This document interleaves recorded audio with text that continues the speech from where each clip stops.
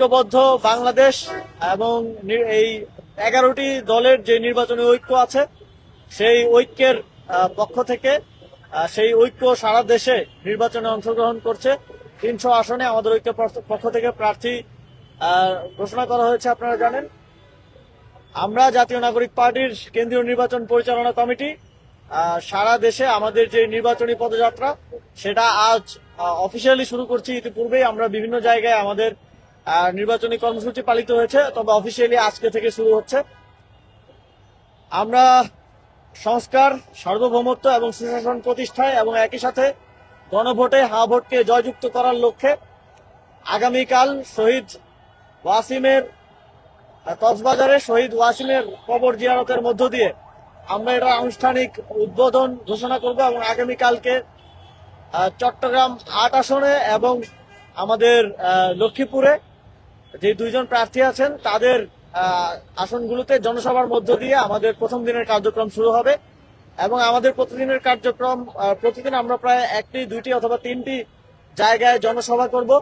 আমরা আমাদের জনসভার মূল প্রতিপাদ্য হচ্ছে সংস্কার, সার্বভৌমত্ব এবং সুশাসন প্রতিষ্ঠায় আমাদের সাতলাকলির প্রার্থীদের জন্য ভোট চাওয়া, প্রার্থীদের জন্য কথা বলা এবং একই সাথে আমাদের জোটের জন্য কথা বলা। এবং আরেকটি গুরুত্বপূর্ণ বিষয় হচ্ছে গণভোটে হ্যাঁ ভোটকে জয়যুক্ত করার জন্য ক্যাম্পেইন করা এবং একই সাথে গণভোটের যেই পক্ষে সচেতনতা তৈরি করা। আমরা এই উদ্দেশ্যে আজকে এই আমাদের পার্টি অফিসের সামনে থেকে রওনা শুরু করছি এবং আমরা প্রত্যাশা রাখবো যে আপনারা আমাদের পুরো যেই পদযাত্রা সেটা ফলো করবেন। আমাদের ইশতেহারের বিভিন্ন বিষয় আমরা কি রকম ভাবে নতুন বাংলাদেশ, নতুন চোখে বাংলাদেশ দেখছি সেগুলো এই পদযাত্রার বিভিন্ন সময় আপনাদের স্তরে স্তরে আপনাদের সামনে আসবে এবং অফিসিয়ালিও আমরা সপ্তাহখানেকের মধ্যে আমাদের ইশতেহার ঘোষণা করব। এবং আমরা কিরকম বাংলাদেশ দেখতে চাই, কিরকম বাংলাদেশের জন্য সাতলাকলির পক্ষে ভোট চাইবো সেটা বাংলাদেশের জনগণকে আমরা এই পদযাত্রার মধ্য দিয়ে জানাবো। রোডম্যাপটা বলবেন। আর আজ তো 4র্থ দিন চলছে নির্বাচনী প্রচারণা, সবকিছু মিলিয়ে সাতলাকলির প্রচারণা এখনো কি কোনো বাধা আসছে কিনা, একেবারে নির্বাচনী প্রচারণা কেমন দেখছে না? আমরা শুরু করছি চট্টগ্রাম থেকে, তারপর নোয়াখালী হয়ে, কুমিল্লা হয়ে, বিবাড়িয়া হয়ে, নরসিংদী হয়ে আমরা সারা দেশ ঘুরে আবার নারায়ণগঞ্জ থেকে হয়ে ঢাকায় এসে শেষ করব। আমরা এখন পর্যন্ত আমরা নির্বাচনী প্রচারণার ক্ষেত্রে আমরা এর আগে আপনাদের মাধ্যমে দেশবাসীকে জানিয়েছি যখন যাচাই বাছাই প্রক্রিয়াটি হয়েছে সেটা স্পষ্টতই যখন রিটার্নিং কর্মকর্তাদের পর্যায়ে হয়েছে সেখানেও কিছু অনিয়ম হয়েছে। আমরা সেগুলো নির্বাচন কমিশন, সরকার সহ সংশ্লিষ্ট সকলকে জানিয়েছি। পরবর্তীতে আমরা দেখেছি নির্বাচন কমিশনে আবারও পুরনো কায়দায় ঋণ খেলাপি এবং দ্বৈত নাগরিকত্বধারীদেরকে নির্বাচন করার সুযোগ প্রদান করা হয়েছে। সেটা নিয়ে আমাদের আইনি লড়াই চলমান আছে এবং প্রায় প্রতিদিনই কোর্টে এই বিষয়গুলো নিয়ে শুনানি হচ্ছে। তবে সেখানেও আমরা লক্ষ্য করেছি কোর্টেও এক ধরনের মব কালচার তৈরি করা হয়েছে। এক ধরনের আগে তো লয়ারদের গ্রুপ পাঠানো হতো, যেই পার্টির পক্ষের লয়ার বেশি থাকতেন 50 জন 60 জনকে কোর্টে পাঠিয়ে এক ধরনের ভয়ের পরিস্থিতি তৈরি করা হতো। এখন আমরা দেখছি যে বিভিন্ন প্রান্তিক এলাকা থেকে, বিভিন্ন আসন থেকে নেতাকর্মীদেরকে কোর্টে নিয়ে আসা হচ্ছে, কোর্টের বারান্দায় স্লোগান দেওয়া হচ্ছে। এটা আমাদের স্বাধীন বিচার ব্যবস্থার প্রতি এক ধরনের হুমকি বলে আমরা মনে করি। নির্বাচনের আগে আমরা দেখতাম ক্ষমতাসীন দল কোর্টকে নিয়ন্ত্রণ করতে। এখন নির্বাচনের আগেই যারা মনে করছে যে যাদের মধ্যে একটা ভ্রান্ত ধারণা আছে যে তারা ক্ষমতায় আসবে, তারা নির্বাচনের আগেই লোকবল নিয়ে এসে প্রান্তিক এলাকা থেকে দলীয় নেতাকর্মী নিয়ে এসে কোর্টকে এক ধরনের হুমকি প্রদান করছে এবং আমরা দেখছি যে কারণে কোর্টের কাজও বিলম্ব তৈরি হচ্ছে এবং প্রভাবিত হওয়ার মতো একটা পরিবেশ তৈরি হচ্ছে। আমরা এগুলোকে দেখি লেভেল প্লেইং ফিল্ডের ক্ষেত্রে এক ধরনের বাধা হিসেবে। এবং আমরা সার্বিক পরিস্থিতির মধ্যে আরেকটা জিনিস বলতে চাই যে একটি রাষ্ট্রের 4র্থ স্তম্ভ হচ্ছে সংবাদ মাধ্যম। আমরা প্রত্যাশা করেছিলাম যে এই গণঅভ্যুত্থানের পর সংবাদ মাধ্যমের একটা নিরপেক্ষ ভূমিকা, একটা বস্তুনিষ্ঠ ভূমিকা আমরা দেখতে পাবো, কিন্তু নির্বাচনকে কেন্দ্র করে আমরা অত্যন্ত শঙ্কার সাথে দেখছি যে বিভিন্ন রাজনৈতিক দলের প্যাডে আমাদের সংবাদকর্মীদের নাম আসছে, বিভিন্ন রাজনৈতিক পদবি তারা ধারণ করছেন। এটা অত্যন্ত লজ্জাজনক এবং যারা এই ধরনের পদবি গ্রহণ করেছেন এবং যারা দিয়েছেন সকলেই সংবাদপত্রের স্বাধীনতা আগামী বাংলাদেশে কিরকম হতে পারে তার একটা ডেমনস্ট্রেশন দিয়েছেন। আমরা বিভিন্ন টিভি চ্যানেলে দেখছি যে রাজনৈতিক দলের অ্যাডভার্টাইজমেন্ট করা হচ্ছে। এটাকে আপনারা অ্যাডভার্টাইজমেন্টের মোড়কে জাস্টিফাই করার কোনো সুযোগ নেই। যদি সেটা আপনারা করতে চান তাহলে আমাদের শাপলাকলির অ্যাডভার্টাইজমেন্ট করেন। আপনারা যেই খরচে তাদের অ্যাডভার্টাইজমেন্ট করছেন আমরাও সেটা ম্যানেজ করে আমাদের অ্যাডভার্টাইজমেন্ট করেন। তারা যদি সারাদিন করতে পারে আমরা তো অন্তত 1 ঘন্টা করতে পারবো। আপনারা দাঁড়িপাল্লার করেন, আপনারা অন্যান্য পার্টিগুলোরা করেন। এটাকে অ্যাডভার্টাইজমেন্টের মোড়কে এক ধরনের রাজনৈতিক প্রতারণা, এক ধরনের সংবাদপত্রের মালিক পক্ষের থেকেও এক ধরনের প্রতারণা করা হচ্ছে বলে আমরা মনে করি। আমরা এটাকে লেভেল প্লেইং ফিল্ডের ক্ষেত্রে এক ধরনের বাধা হিসেবে মনে করছি। এই জায়গাগুলো অবশ্যই ফিক্স করতে হবে, না হলে আমরা দেখতাম যে শেখ হাসিনার সময়ও নির্বাচন হতো।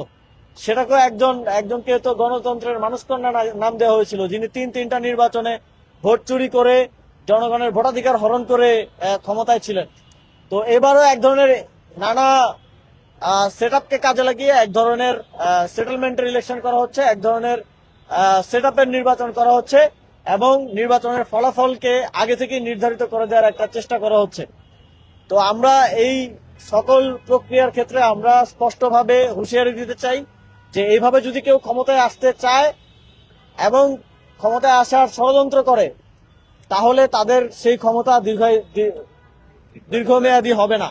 বাংলাদেশের জনগণ ইতিমধ্যেই বিভিন্ন সেটেলমেন্টের মধ্য দিয়ে, বিভিন্ন ম্যানেজমেন্টের মধ্য দিয়ে ক্ষমতায় আসা আরো অনেক শক্তিশালী শক্তিকে বাংলাদেশ থেকে বিতাড়িত করেছে।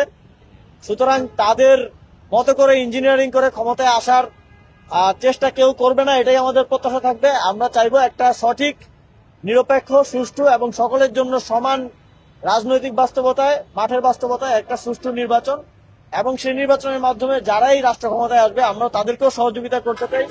বাংলাদেশের ফ্যাসিবাদের পরে একটা গণতান্ত্রিক উত্তরণ, একটা দীর্ঘমেয়াদী স্থিতিশীলতা বাস্তবায়ন করতে আমরা এই উত্তরণটা যেন সঠিকভাবে হয়, তার বাস্তবায়ন যেন নিশ্চিত হয়, সেটা প্রত্যাশা করছি।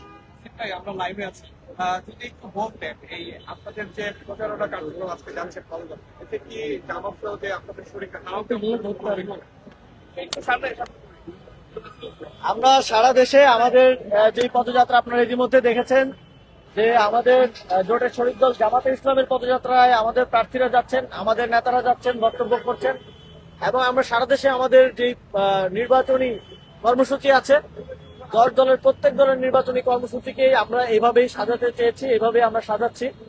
আমাদের যে পদযাত্রা সেখানেও আমাদের জোট শরিক যেই আরো যে 10টি দল আছে, মোট 11 দলীয় জোটের, তাদের বিভিন্ন পর্যায়ের নেতাকর্মীরা অংশগ্রহণ করবেন এবং আমরা আমাদের এই পদযাত্রাকে কোনো নির্দিষ্ট দলের মধ্যে সীমাবদ্ধ রাখছি না। আমাদের পুরো জোটের এক ধরনের একসাথে পদচারণা হিসেবে আমরা দেখছি, এবং আমরা মনে করি যে এই 11টি দল একসাথে নির্বাচনী প্রচারণায় যখন অংশগ্রহণ করবে এবং আবার নিজেদের মতো করেও আবার একসাথে বিভিন্ন স্থানে প্রচারণা করবে, তাহলে আমাদের প্রচারণাটা দেশে এক জায়গায় এক সময়ে হবে না। এক সময় আমরা বিভিন্ন জায়গায় আমাদের পদচারণা রাখতে পারবো, আমাদের কথাগুলো জনগণের কাছে পৌঁছাতে পারবো, এবং এটার একটা রিফ্লেকশন এবারের নির্বাচনে আমরা দেখতে পাবো। ওকে, এখানে তো হাবুট দিয়েও আপনারা প্রচারণা করবেন, সেক্ষেত্রে হাবুট দিয়ে প্রচারণার ক্ষেত্রে অনেক ধরনের কথা আমরা আগে থেকে সরকার করতে পারে কিনা সেই নিয়েও সব মিলে আসলে হাবুট দিয়ে যে প্রচারণা, এটাকে আপনারা কিভাবে দেখেন?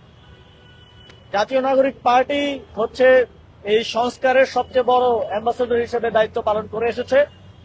আমরা সংস্কারের ক্ষেত্রে সব সময় আমাদের যে অ্যাগ্রেসিভ ভূমিকায় আমরা ছিলাম, এবং আমরা সংস্কারের ক্ষেত্রে কখনো ছাড় দেওয়ার পক্ষে ছিলাম না, এবং সেই জায়গা থেকেই আপনারা দেখবেন যে আমরা খুবই স্ট্রংলি অবস্থান নিয়ে যে এক ধরনের বোঝাপড়ার মধ্য দিয়ে, রাজনৈতিক বোঝাপড়ায় সংস্কারকে এক ধরনের বাধাগ্রস্ত করা কিংবা কমিয়ে আনার প্রক্রিয়ার মধ্য দিয়ে জুলাই সনদ স্বাক্ষরিত হওয়ার কথা ছিল, সেখানে জাতীয় নাগরিক পার্টি অংশগ্রহণ করেনি, এবং তাদের রাজনৈতিক চাপ এবং তাদের দাবির প্রেক্ষিতে পরবর্তীতে গণভোটের সিদ্ধান্ত হয়েছে।